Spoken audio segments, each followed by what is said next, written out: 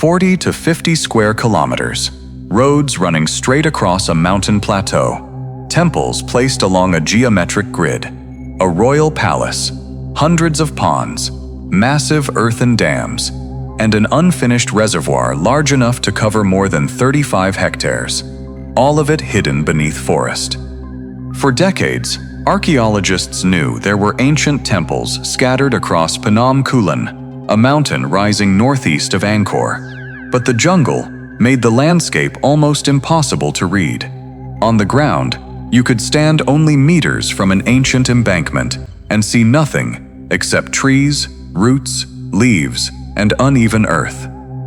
Then, lasers removed the forest, and the ruins stopped looking random. A line appeared, then another, then another. 10 kilometers north to south, 15 kilometers east to west.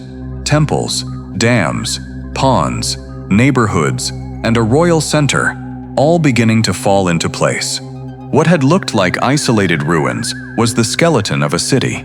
Its name was Mahendraparvata, and it existed before Angkor Wat. Not before the Khmer civilization, not before the Angkorian age itself, but before the monuments that would make Angkor famous across the world. This was one of the earliest capitals of the Khmer Empire. Modern archaeological work identifies a formally planned urban landscape covering roughly 40 to 50 square kilometers, with major axes, a palace, a state pyramid, habitation areas, and hydraulic infrastructure. And here is the mystery. The people who built it did not simply throw houses into the forest and allow a town to grow. They imposed a plan on the mountain.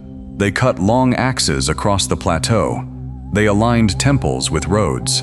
They reshaped valleys.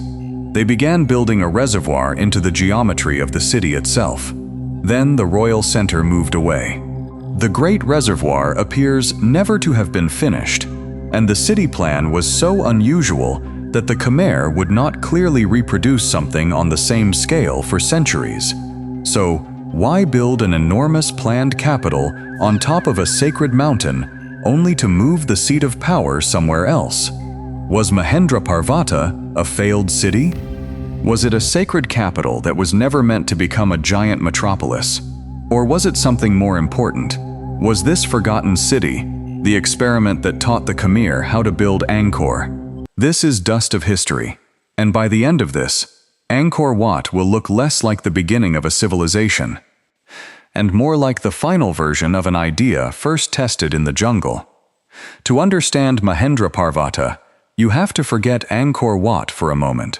No 5 towers, no enormous moat, no endless galleries of carved stone. Go back to the late 8th and early 9th centuries. Into this world steps Jayavarman II, the ruler later associated with the beginning of the Angkorian period. Much of what later generations said about him survives through inscriptions recorded after the events themselves, so the details have to be handled carefully.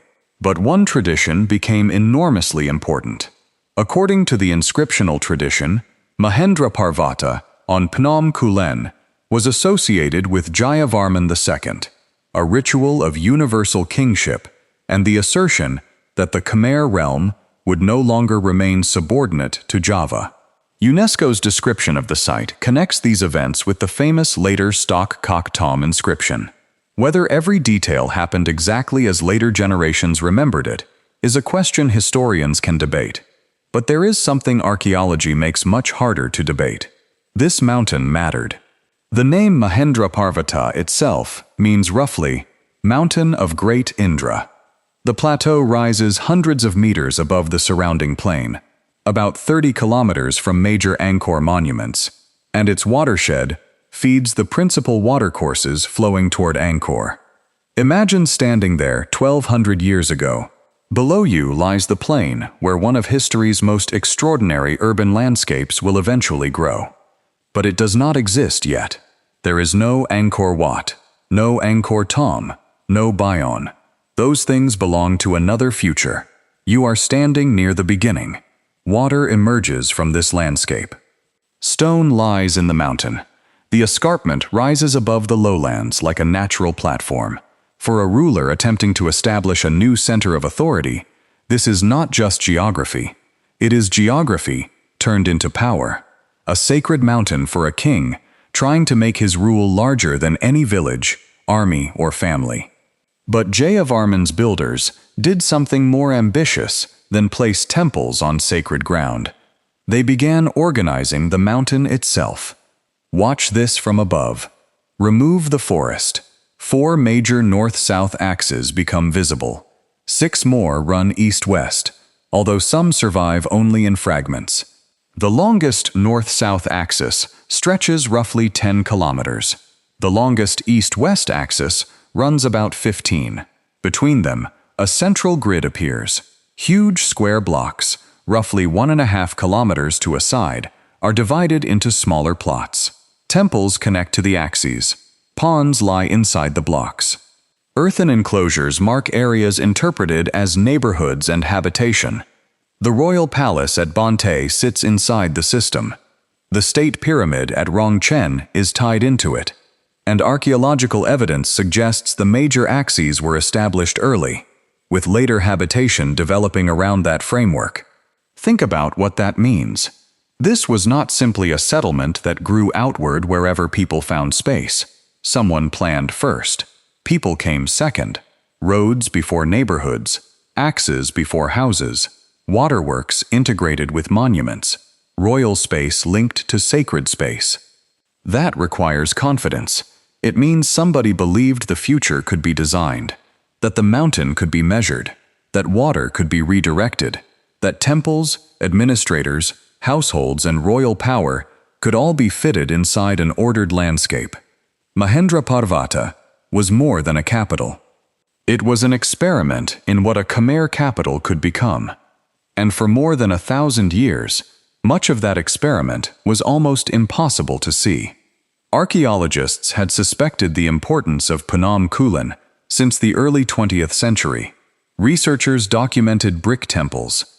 They mapped isolated ruins. They found dikes and water control structures. They suspected that the royal city named in inscriptions had stood somewhere on the massif, but their maps still looked like scattered points. Temple here, temple there, a dam beyond the trees, a possible palace. A linear feature disappearing into forest.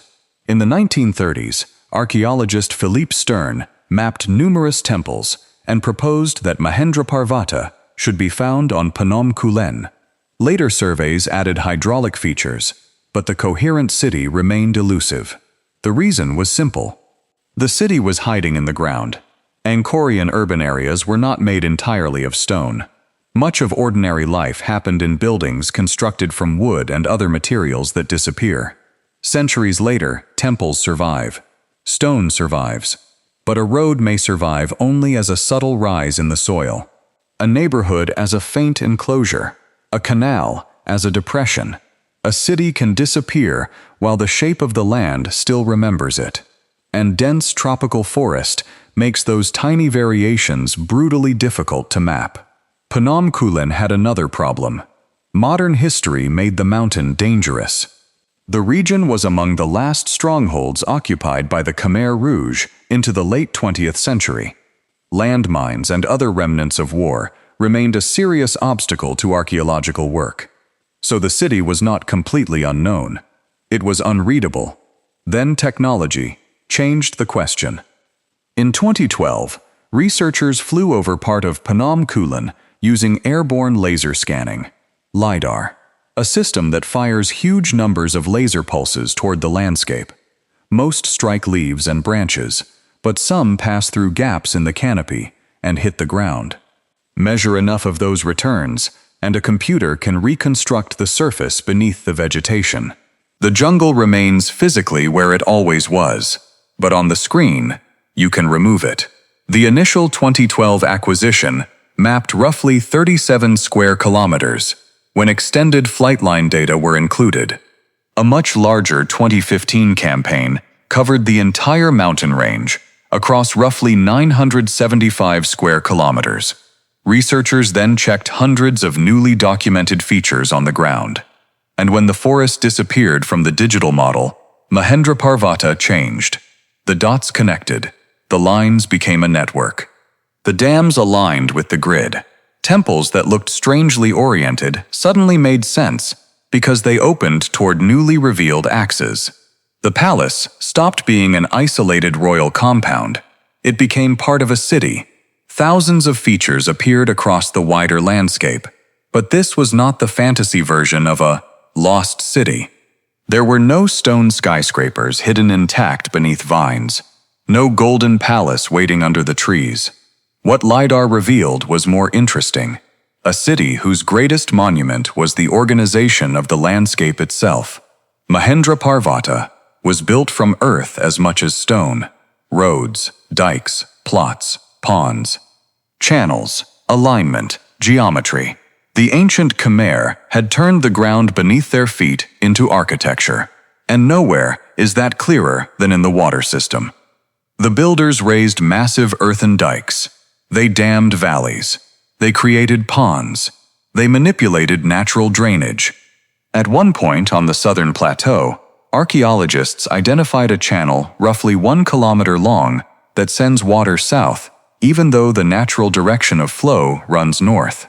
Evidence for water control mechanisms, including sluice-like features carved into stone, survives there. This is not random modification. This is deliberate engineering. But the most revealing structure on the entire mountain may be the structure they never finished.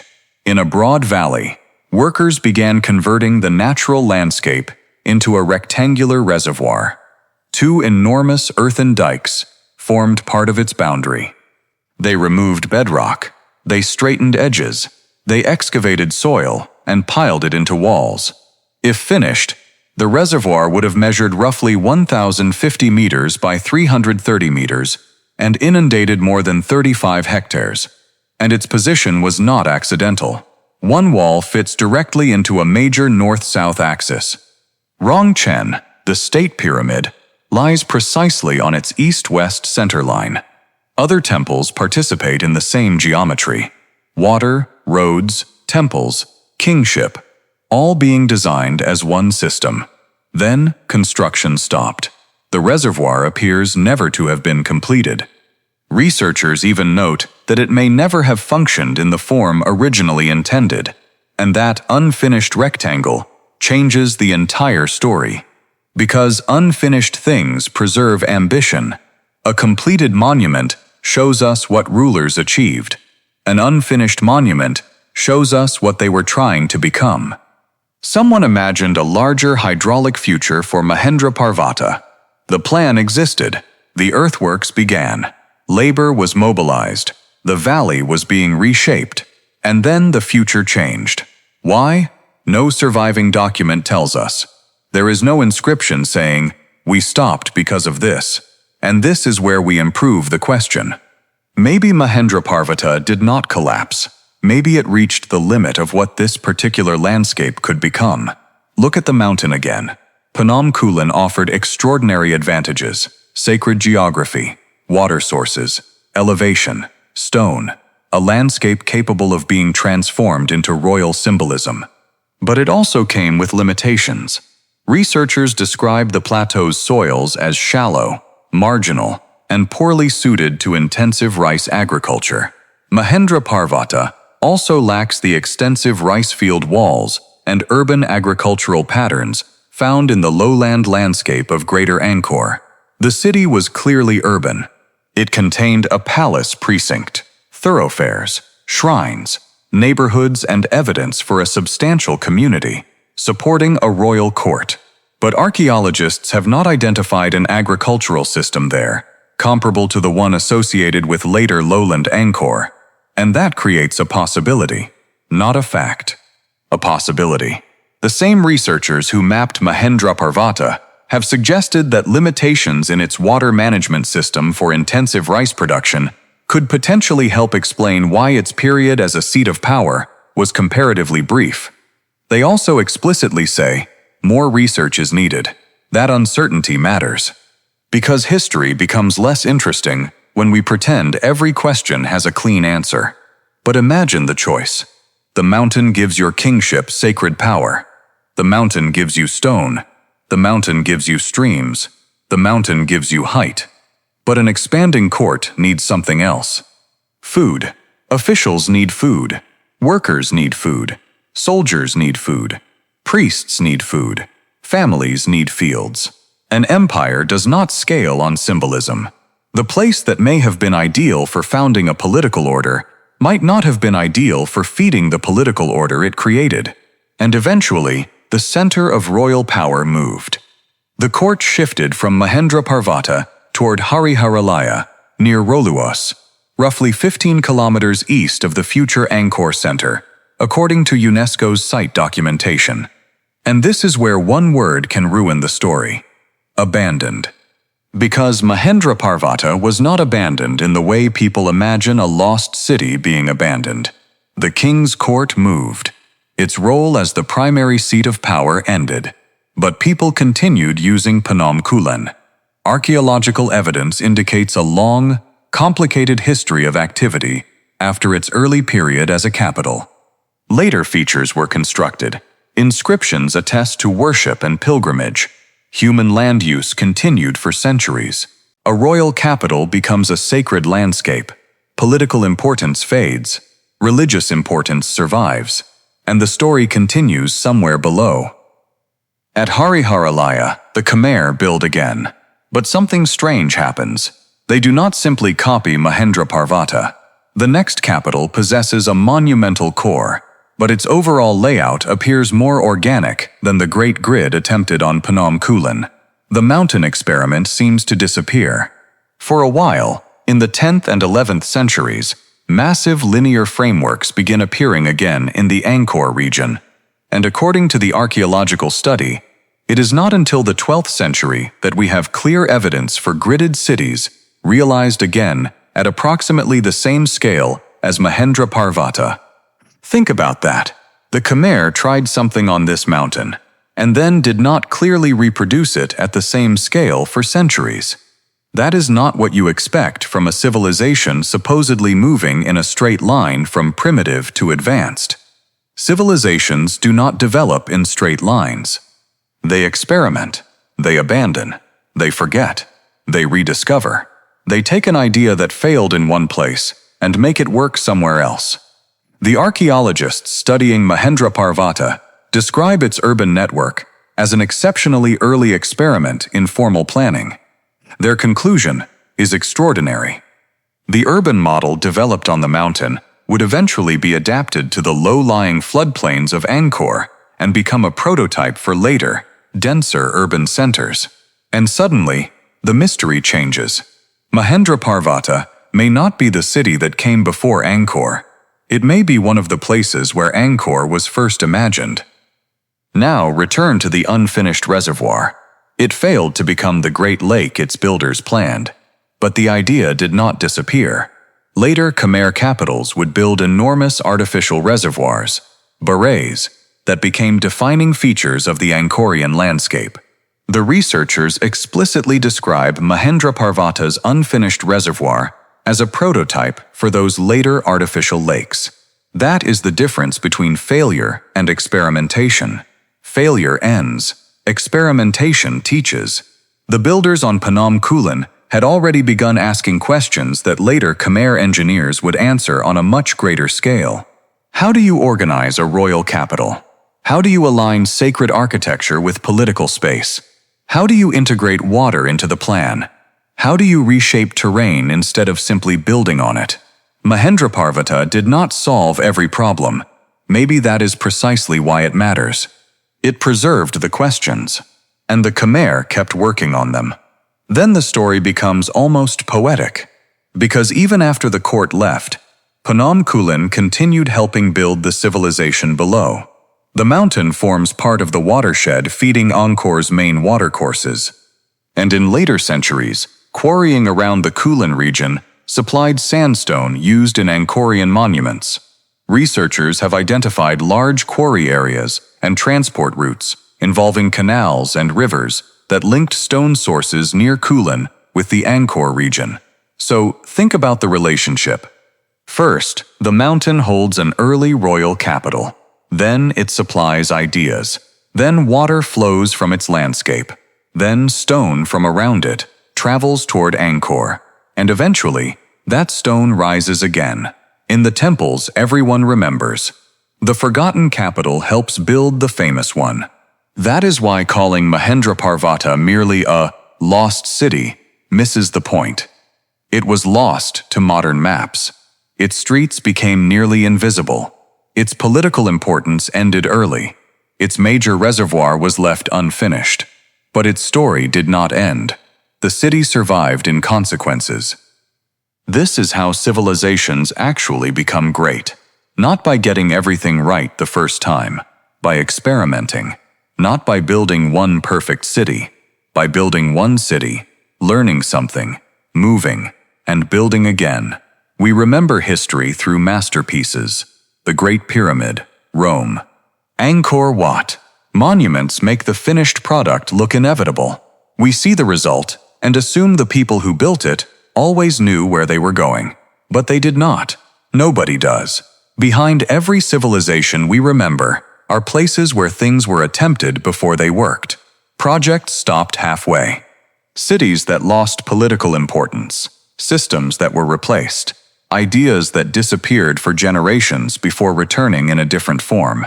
Mahendraparvata forces us to look at Angkor differently. Angkor was not born complete. The Khmer did not wake up one morning knowing how to organize one of history's great urban landscapes. They learned, and somewhere in that learning process was a city on a mountain. Mahendraparvata's greatest monument is not Angkor Wat. It may not even be Rong Chen. Its greatest monument may be the pattern, lines in the earth, some less than a meter high, ponds, dikes, plots, channels. The outline of a palace, a reservoir that never became a reservoir. Things so subtle that trees could hide them from generations of researchers. And then technology arrived, capable of seeing the city in a completely different way. Go back to that LiDAR image. Remove the canopy. Watch the mountain change. And now, ask the question again. Why did Mahendraparvata fail? Maybe it didn't. Maybe that is the wrong question.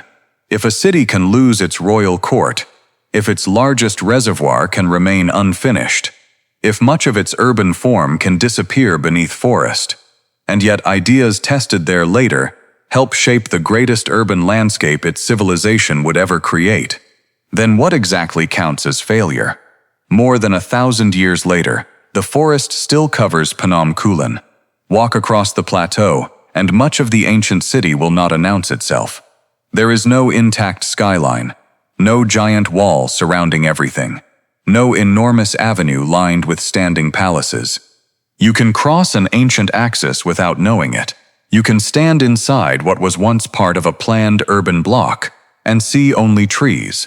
But around 30 kilometers away lies Angkor, the famous landscape, the monuments millions recognize, the stone towers that became symbols of Cambodia itself. And above that plain, under forest, remains the evidence of an earlier experiment. Not a mysterious pre-Khmer civilization, not a vanished race, not a city built by somebody history cannot identify. The evidence connects Mahendraparvata directly with the early Khmer world and the reign of Jayavarman II. The central grid itself shows no archaeological indication that it was simply imposed over some older unknown city. That makes the real story more impressive, not less, because we can watch one civilization learning how to become itself. So what was Mahendraparvata? Was it a sacred royal capital whose role was always destined to be temporary? Was it an ambitious experiment whose mountain environment limited the scale it could support? Or was it a successful prototype, a place where the Khmer tested ideas that only much later reached their full potential on the plains of Angkor? Archaeology does not yet give us one final answer, and that is exactly why the question matters. Tell me which interpretation fits the evidence best, and tell me why. If this changed the way you see Angkor, subscribe to Dust of History. Because the next time you stand in front of a civilization's greatest monument, remember something. The masterpiece is almost never the first attempt. Before Angkor became stone, before it became scale, before it became legend, it first had to become an idea, and that idea was tested on the mountain.